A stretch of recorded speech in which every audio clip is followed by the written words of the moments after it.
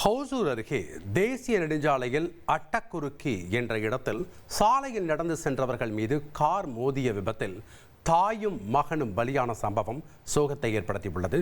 கூடுதல் மற்றும் கள விவரங்களை செய்தியாளர் ஜேசுராஜ் வழங்க கேட்கலாம். வணக்கம் ஜேசுராஜ், இந்த விபத்து தொடர்பான முழு விவரங்கள் என்ன?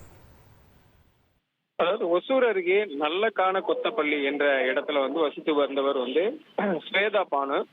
இவரது மகன் 15 வயதுள்ள சமீர். இவங்க ரெண்டு பேருமே பாத்தீங்கன்னா தினந்தோறும் இந்த சென்னை பெங்களூர் தேசிய நெடுஞ்சாலையில அந்த பகுதியில சாலையோரத்துல நடைபயிற்சி செல்வதை வழக்கமாக கொண்டுள்ளனர். அதுதான் இன்றைக்கும் அந்த நல்லகான கொத்தப்பள்ளி அட்டக்குறிக்கி இந்த பகுதிக்கு இடையிலான அந்த சாலை ஓரத்துல நடைபயிற்சி மேற்கொண்டுள்ளனர். அந்த நேரத்துல கிருஷ்ணகிரியிலிருந்து கேரளாவை சேர்ந்த ஸ்பானிஷ் அப்படிங்கிறவரு அவருடைய குடும்பத்தினோட ஒரு கார் ஓசூர் நோக்கி கார்ல போயிருக்காரு. அப்படி சாலையில அந்த கார் போயிட்டு இருக்கும்போது இவங்க சாலை எதிர்பாராத விதமாக அந்த சாலையில் சென்று கொண்டிருந்த இருவர் தாய் மகன் மீது மோதி விபத்து ஏற்படுத்தி உள்ளது. இந்த விபத்துல 2 பேரும் அடுத்தடுத்து தூக்கி வீசப்பட்டு 2 பேருமே ரத்த வெள்ளத்துல பரிதாபமாக உயிரிழந்தனர். அந்த கார்ல இருந்தவங்க அந்த காரானது அந்த தேசிய நெடுஞ்சாலையினுடைய ஓரத்துல ஒரு பள்ளத்தில் நின்றது.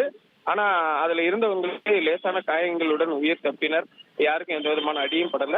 விபத்து குறித்து அந்த சம்பவம் குறித்து அறிந்த அந்த பகுதிக்கு வந்த சூளகிரி போலீசார் உடனடியாக 2 பேரினுடைய மீட்டு மருத்துவக் கல்லூரி மருத்துவமனைக்கு அனுப்பி வைத்தனர். அதே போல காயமடைந்தவர்களையும் அரசு மருத்துவமனைக்கு அனுப்பி வைத்தனர். இந்த விபத்து குறித்து தொடர்ச்சியாக சூளகிரி போலீசார் விசாரித்து வருகின்றனர்.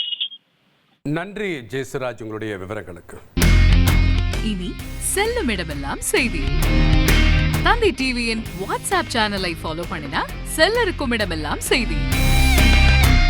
இதோ QR கோட் இப்பவே ஸ்கேன் பண்ணுங்க, ஃபாலோ பண்ணுங்க.